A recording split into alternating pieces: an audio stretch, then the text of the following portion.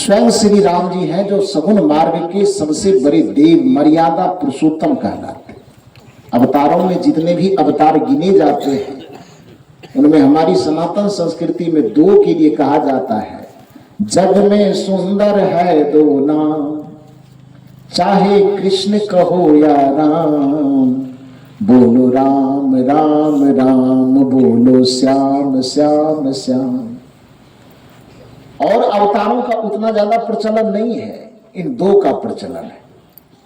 तो राम जी से कहा कि आपको पूरी सनातन संस्कृति में मर्यादा पुरुषोत्तम परमात्मा के अवतार के रूप में स्वीकार किया जाता है और आप ही के मार्फत से सगुण भक्ति का खूब प्रचार होता है।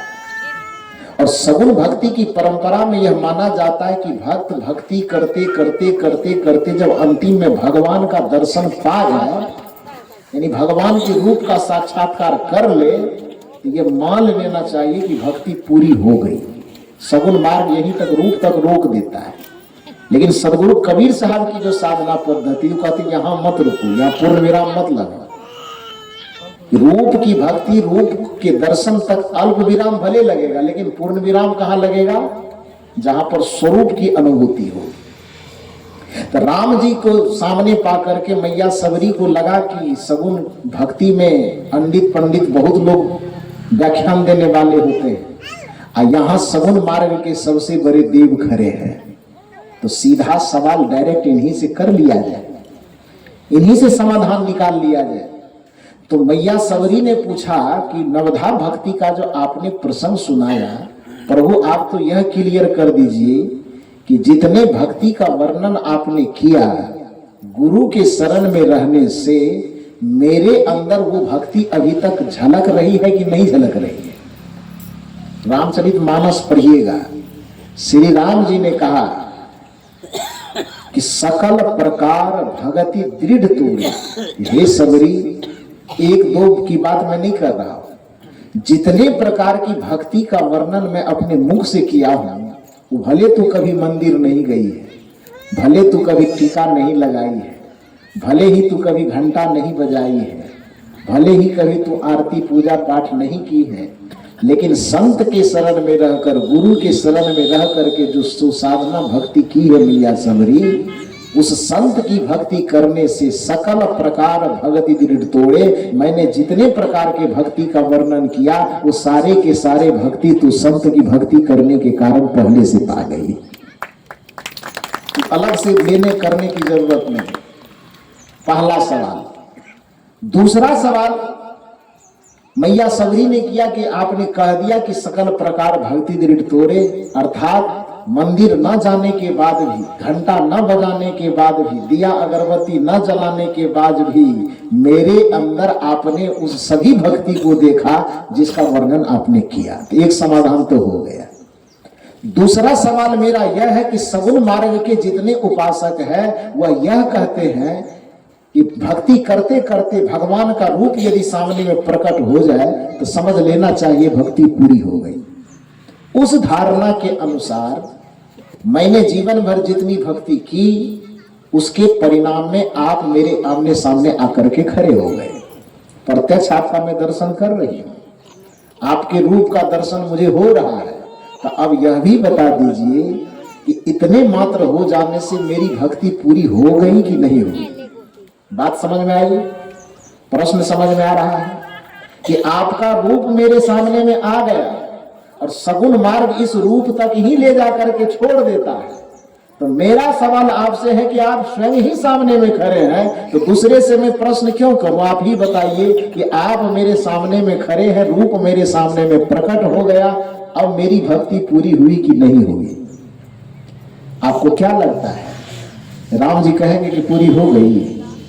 नहीं, राम जी ने स्वीकार नहीं किया कि भक्ति यही तक पूरी हो गई, बल्कि श्री राम जी शायद कबीर साहब के सुर में सुर मिलाते कह रहे हैं, गोस्वामी जी के मार्फत से कहलवा रहे हैं, मम दरसन फल परमयनु पार। हे मैया सबरी, किसी भी भगवान का दर्शन करना ये सगुण मार्ग का एक अल्प विराम तो हो सकता है, लेकिन भक्ति का पूर्ण विराम नहीं हो सकता है। भक्ति का पूर्ण विराम रूप में होगा ही नहीं, तब कहां होगा?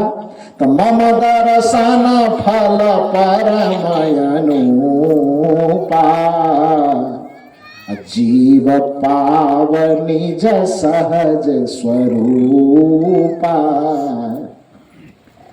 आत्मा अपने सहज स्वरूप को प्राप्त कर ले और उस सहजता में स्थित हो जाए। ये गोस्वामी जी की साधना पद्धति की, कबीर साहब की। सहज साधना की पद्धति किसकी है? कबीर साहब की। स्वरूप के स्थिति की प्राप्ति किसका प्राप्तव्य है? वो कबीर साहब की। कबीर साहब की जो उपासना पद्धति है उसमें स्वरूप की प्राप्ति अत्यंत अनिवार्य चीज है। स्वरूप की अनुभूति, स्वरूप की स्थिति अंतिम लक्ष्य है उनकी भक्ति का। और जो गोस्वामी तुलसीदास जी हर एक बात में आदमी को अयोध्या भेजने के लिए विवश करते हैं कि अयोध्या जाइए वैकुंठ मिल जाएगा, सरजू में नहाइए वैकुंठ मिल जाएगा, उस गोस्वामी तुलसीदास जी को भी घूम फिर करके कबीर साहब के ज्ञान में शामिल होना पड़ता है। उसके शामिल होने का जो संकेत है, जो पहचान है, वो यही है कि मम दर्शन फल परम अनुपा। किनके मुख से कहलवा रहा है? श्री राम के मुख से कहलवा रहे हैं कि मम दर्शन फल परम अनुपा। जीव, जीव माने आत्मा, पाए प्राप्त कर लेता है। निज, निज का माने ऊपर वाला कि नीचे वाला? न ऊपर वाला, न नीचे वाला, न मंदिर वाला, न गिरजाघर वाला, न मस्जिद वाला, न पूरब वाला, न पश्चिम वाला। तब हृदय रूपी मंदिर में जो बैठा हुआ आत्मा है, जीव पाव निज सहज स्वरूपा। और स्वरूप की भक्ति ही निर्गुण भक्ति कहलाती है। रूप की भक्ति सगुण भक्ति और स्वरूप की भक्ति निर्गुण भक्ति। रूप की भक्ति साकार भक्ति और स्वरूप की भक्ति निराकार भक्ति। तो चाहे वह सगुणवाद के दृष्टिकोण से हो कि निर्गुणवाद के दृष्टिकोण से हो, अंततः घूम करके फिर करके चारों तरफ से चक्कर काटने के बाद अंततः स्वरूप तक सबको आना ही पड़ता है। कबीर साहब इतना ही समझाना चाहते, भैया मेरे, जब भक्ति करते हो और भक्ति के मार्ग में सीधे नाक को पकड़ना ही है तो हाथ को इतना घुमा करके नाक पकड़ने का कष्ट क्यों दे रहे हैं? सीधे नाक पकड़ लो। सब तो सहज समाधि भली, गुरु प्रताप भय जा दिन ते सुरत न अंत चली। जहां जहां जाओ सोई परिक्रमा, जो कुछ करो सो पूजा। जब सोवो तब करो दंडवत, भाव मिटाओ दूजा।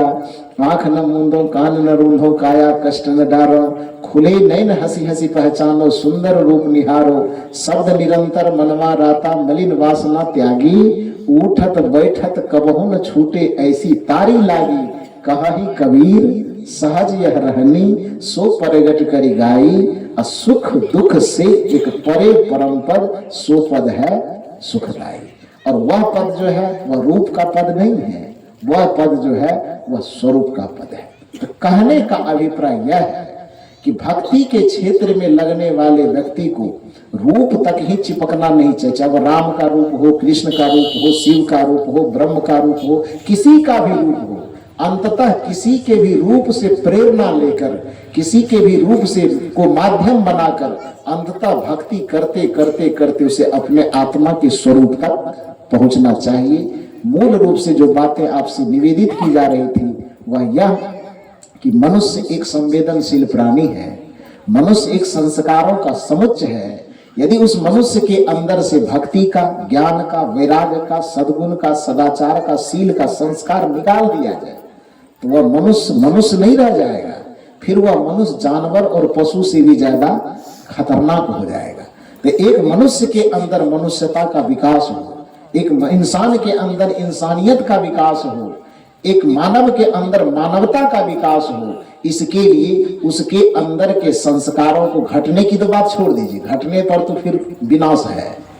घटे नहीं, मिटे नहीं, बल्कि वह संस्कार भी सुरक्षित रहे और साथ साथ उस संस्कार में निरंतर अभिवृद्धि हो, इसके लिए निरंतर उसे संतों की संगति में बैठना चाहिए, सत्संगति में बैठना चाहिए, जिससे हमारे अंदर नैतिकता का विकास हो, चरित्र का विकास हो, संवेदना का विकास हो, शुभ संस्कारों का विकास हो और हम जो मनुष्य जीवन को पाए हैं सच्चे अर्थ में मानव जीवन को पाना सफल हो सके।